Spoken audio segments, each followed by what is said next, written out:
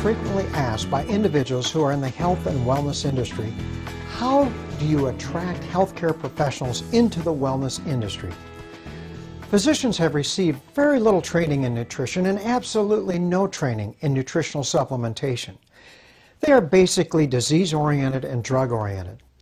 Most of them have learned in medical school that their patients do not need to take supplements, but instead just eat a healthy diet. This was certainly my story, and this is what I told my patients for the first 20 years of my clinical practice. Now, chiropractors, naturopaths, acupuncturists, physical therapists, massage therapists, and other healthcare professionals are generally much more open to nutritional and preventive medicine. In fact, I have always shared with my friends who are chiropractors that they should be the nation's true health care experts. Physicians are disease care experts. Healthy lifestyles, along with nutritional supplementation, fit so well with their adjustments and their clinical approach to health care. Their entire approach is to allow the body to function at its optimal level. When you combine this approach with their manipulations and adjustments, you allow the patient to decrease their dependence on medication. However, I must admit that in the last few years I have seen more and more physicians who are interested in recommending nutritional supplements to their patients, and some are even interested in the financial aspect of direct sales through their office. Certainly physicians are interested in anything that can potentially improve their patients' health. I have always looked at nutritional supplementation as giving me another tool in my toolbox that can potentially help my patients maintain their health and in some cases even help them regain their health if they've already lost it. Providing the body with optimal levels of all these essential nutrients through diet and supplementation allows you to optimize the body's natural defense and repair systems. This is complementary medicine. When I look at how many of my physician friends developed an interest in nutritional medicine, it is amazing how many were introduced to the health benefits of nutritional supplements by their spouse. This was certainly my case. Therefore, if you are trying to attract a physician into your business, I would recommend first focusing on their family or their spouse. I can share over a dozen situations I'm aware of personally where this approach was the key. Unless you are trained as a pharmaceutical rep and are very comfortable approaching a physician in their office, it is best to only approach healthcare professionals with whom you have a personal relationship. This would be considered to be your warm market because you already have a relationship with them and therefore have a better chance to have them listen to what you have to say. One of the greatest assets you can have in network marketing and direct sales is trust and a good reputation. If people respect and trust you, they will usually give you the courtesy to listen to what you have to present. This is no different with a healthcare professional. When I am asked what is the best way to approach a healthcare professional and exactly what should I talk to them about, I generally answer them by talking to them about the obesity and diabetes epidemics. Physicians, like all of us, struggle being able to help their patients with these issues. I specifically recommend that they consider offering their physician or chiropractic friends a copy of my book, Healthy for Life. Now, there are nearly 30 pages of medical references in this book from the leading medical journals throughout the world.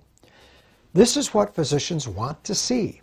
I have also learned that when you begin talking about healthy lifestyles first, that they are more receptive to listen. Talking to them about a healthy diet that does not spike their blood sugar and eating plenty of fruits and vegetables along with increasing their intake of the good fat as they decrease their intake of bad fat is always well received. Then discussing the health benefits of a modest, consistent exercise program for themselves and for their patients. Then you can talk about the fact that because of our consumption of low nutrient, high caloric foods that are green harvested, shipped long distances, genetically modified and nutrient depleted, none of us are even getting the minimal nutrients our bodies need. Therefore, we need to be supplementing our diets with high quality, complete and balanced nutritional supplements. I find that physicians in general are struggling in their treatment of their patients who have early insulin resistance or prediabetes. They are beginning to recognize these early signs in their office, and yet there is no drug that they can prescribe for them. In fact, the American College and Association of Endocrinologists, those diabetes specialists, have just released a consensus opinion that physicians need to be treating their patients with prediabetes as aggressively as they treat their patients who have diabetes. However, when they looked at the worldwide medical literature to learn what was the best way to treat prediabetes, they concluded that it was intensive lifestyle changes that improved insulin sensitivity. This is RX's weight management system. When you combine SlenderX, a 1250 low glycemic diet, modest exercise, and at least the optimals, you are combining an intensive lifestyle program that improves insulin sensitivity. I know of many healthcare professionals who would love to have this program to offer their patients.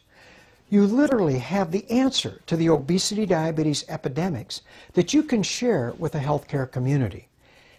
Even if the healthcare professional is willing to try this approach with just a few of his or her patients, I personally believe the results they will see will convince them to continue using this approach with their patients. Now, there is one final word of caution when presenting to physicians. Physicians are always concerned about selling something to their patients where they may have a financial gain. There's an ethical consideration, and each and every physician has to make a personal decision on how they want to deal with this situation. I learned years ago the best way to handle this concern was to tell my physician friends that they did not have to be financially involved. I certainly encouraged them to use the nutritional supplements, but they could become a preferred customer and would not receive any financial gain from their recommendations. Many physicians like this approach. However, others would come right back and state the fact that they were looking at this opportunity as a way to not only help their patients, but also a way to have a financial gain. It has been interesting to me that when you take financial gain concern away from physicians, that you will quickly find out what their desire and considerations are.